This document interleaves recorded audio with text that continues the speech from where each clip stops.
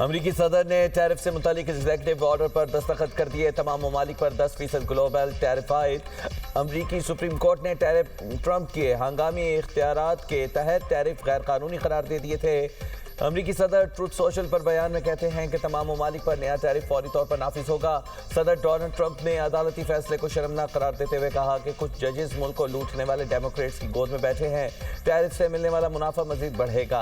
अदालत गैर मुल्की मफादात के ज़ेरे असर आ गई है। टैरिफ लगाने के लिए मुझे कांग्रेस से पूछने की ज़रूरत नहीं। भारत के साथ तजारती मुआहिदे पर कुछ तब्दील नहीं हुआ। तमाम मुआहिदे बरकरार हैं, सिर्फ तरीक़ाकार मुख्तलिफ होगा। अमरीकी नायब सदर जेरी वेंस कहते हैं सुप्रीम कोर्ट का टैरिफ से मुतालिक फैसला लाकानूनियत है। फैसला अदालत की जानिब से साफ और सादा अल्फाज में कानून शिकनी है।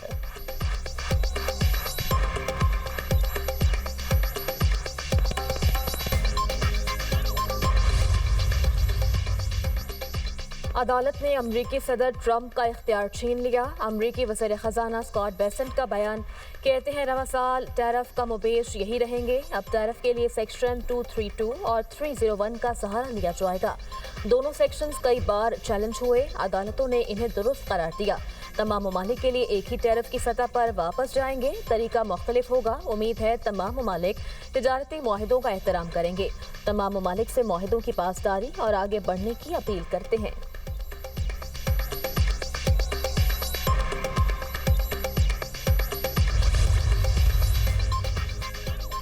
बेहतर होगा ईरान मुनासिब डील के लिए मुज़ाकरात करे। अमरीकी सदर डोनाल्ड ट्रंप की ईरान को एक और वार्निंग। कहा, ईरानी अवाम अपने रहनुमाओं से बहुत मुख्तलिफ हैं। ये एक अफसोसनाक सूरत हाल है। 10 से 15 रोज़ में फैसला होगा हमला किया जाए या नहीं। अगर ईरान पर हमला हुआ तो ये जून में ईरानी जौहरी तनसीबात पर किए गए महदूद हमलों से कहीं ज़्यादा शदीद होगा। ईरानी वज़ीर ख़ारजा अब्बास इराक़ची कहते हैं अमरीकी मुज़ाकरातकारों ने तेहरान से जौहरी अफजूदगी के प्रोग्राम को रोकने के लिए नहीं कहा। फ़रीक़ैन के दरमियान मुज़ाकरात का अगला मरहला ये है कि 2 से 3 दिनों में वाशिंगटन को मुमकिना मुआहिदे का मुसविदा पेश किया जाए। दूसरी तरफ जर्मनी ने अपने शहरियों को फौरी तौर पर ईरान छोड़ने की हिदायत जारी कर दी।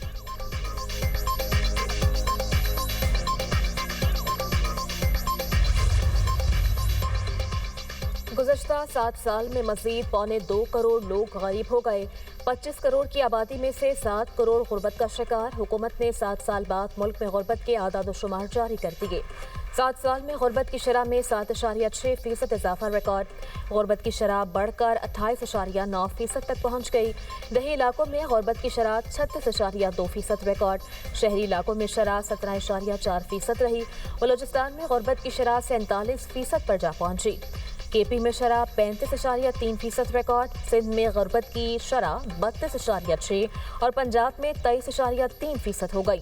पाकिस्तान में मौशी अदम मुसावात भी तारीख की बुलंद तरीन सतह पर। अदम मुसावात की शरह भी बढ़कर 32.7% हो गई। वज़ीर मनसूबाबंदी एहसन इकबाल कहते हैं पॉलिसी के अदम तसलसल, कोरोना वबा और IMF प्रोग्राम से गुर्बत में इजाफा हुआ। रुपए की कदर गिरने से महंगाई ने लोगों को बुरी तरह कुचला। महंगाई मजीद बढ़ गई। शरह में 1.16% इजाफा। सालाना बुनियादों पर महंगाई बढ़ने की मजमूई शरह 5.19% रिकॉर्ड। इदारा शुमारियात के हफ्तावार बुनियादों पर महंगाई के अदाद शुमार जारी। 17 अशिया महंगी, 12 सस्ती। 22 की कीमतों में इस्तेहकाम। केले फी दर्जन 28 रुपये तक महंगे हुए।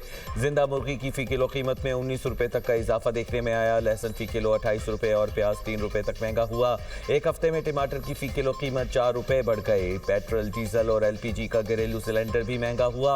अंडे, आलू, आटा, चीनी की कीमतों में कमी रिकॉर्ड की गई।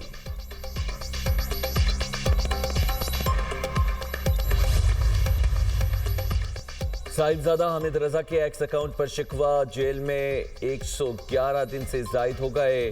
कोई इत्तेहादी मुलाकात के लिए नहीं आया। किसी की मुलाकात का फोटो आपके पास हो तो जरूर शेयर कीजिए।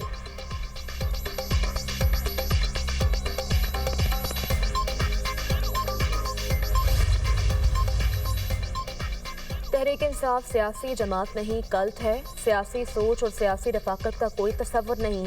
वज़ीर दिफा ख्वाजा आसिफ कहते हैं PTI के अंदर आधे दर्जन ग्रुप हैं। सिवाय बानी के हर रहनुमा को गालियां पड़ चुकी हैं और पड़ती रहेंगी। बानी के मुफादात की कुर्बान गाह पर वर्कर, रहनुमा, मुल्क का मुफाद सब भेंट कर जाते हैं। जहां बानी की बहन और पार्टी की लीडरशिप में शदीद मुफादात की जंग हो, वज़ीर आला KP अपनी वज़ारत आला बचाने के लिए रिहाई फोर्स लॉन्च करके वफादारी का यकीन दिला रहे हैं। वकला का गिरोह जिनका सारा सियासी वजूद बानी की मौरफत और मरहून मिन्नत है, वो कैमरे पर आकर मार्केट वालियों बना रहा है। इन सब में एक कदर मुश्तरक है, सब चाहते हैं बानी PTI अंदर रहें ताकि उनकी दुकानें खुली रहें।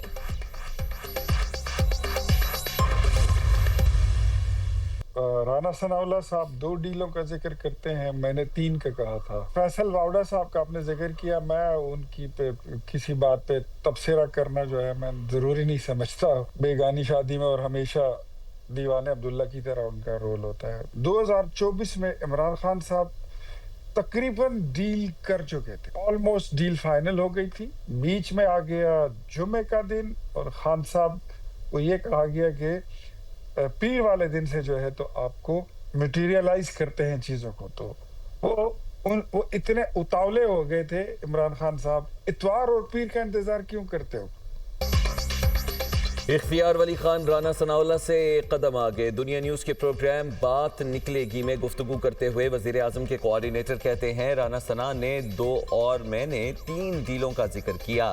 फैसल वादा की किसी बात पर तबसरा नहीं करना चाहता, उनका किरदार बेगाने की शादी में अब्दुल्ला वाला है। 2024 में बानी PTI की डील फाइनल हो गई थी। बानी PTI की तरफ से अली अमीन गंडापुर, बैरिस्टर गौहर और बैरिस्टर सैफ लीड कर रहे थे। कुछ हद तक शेर अफजल मरवत भी शामिल थे। हुकूमत की तरफ से मोहसिन नकवी नुमाइंदगी कर रहे थे। डील तकरीबन फाइनल हो चुकी थी, लेकिन जुमे का दिन आ गया था। बानी PTI चाहते थे 2 दिन इंतजार की बजाय सुबह ही बनी गाला या नथिया गली शिफ्ट कर दिया जाए।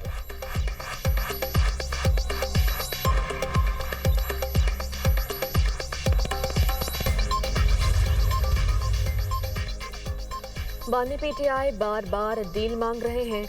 वज़ीर मुमलिकत कानून बैरिस्टर अकील मलिक की programme tonight with Samar Abbas में गुफ्तगू, बोले हुकूमत डील नहीं कर रही। सेक्रेटरी तलात PTI का डील के हवाले से नून लीग को चैलेंज। शेख वकास अकरम कहते हैं, नाम बताएं किसने PTI की तरफ से डील मांगी है। नवंबर 2024 में बानी PTI को ऑफर दी गई, एहतजाज मौखर कर दें, 10-15 रोज में रिहाई हो जाएगी। वो तब नहीं माने। बानी की सेहत के साथ कुछ हुआ तो रमजान में भी एहतजाज हो सकता है।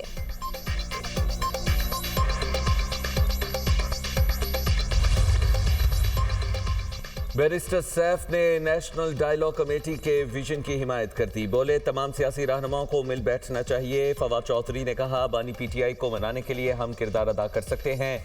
सियासी दर्जा हरारत नॉर्मल करने के लिए कैदियों की रिहाई भी होनी चाहिए। हुकूमत बानी PTI की सियासी हैसियत कम नहीं कर सकी। बानी PTI और पार्टी ने भी पूरी कोशिश की, लेकिन इनकलाब नहीं आ सका। 3 साल के लिए कौमी हुकूमत तश्कील दी जाए।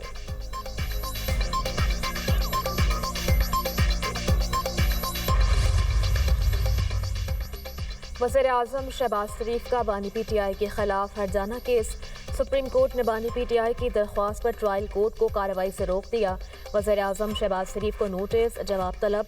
सुप्रीम कोर्ट ने कहा केस को जल्द समाअत के लिए मुकर्रर किया जाएगा। वकील अली जफर बोले, बानी PTI की टांग में गोली लगी थी, जख्मी होने के बायस पेश ना हो सके।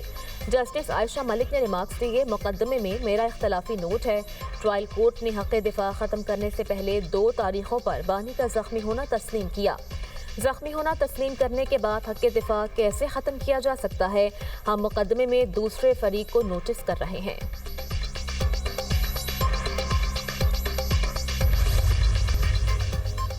कराची में घरेलू झगड़े पर गोलियां चल गईं। बलोच कॉलोनी में भाई ने फायरिंग करके एक भाई की जान ले ली, दूसरा शदीद जख्मी, मुलजिम फरार। रेस्क्यू एहलकारों ने लाश और जख्मी शख्स को अस्पताल मुंतकिल कर दिया। जाँ बहक शख्स की शनाख्त बहाउद्दीन और जख्मी की मोहियुद्दीन के नाम से हुई।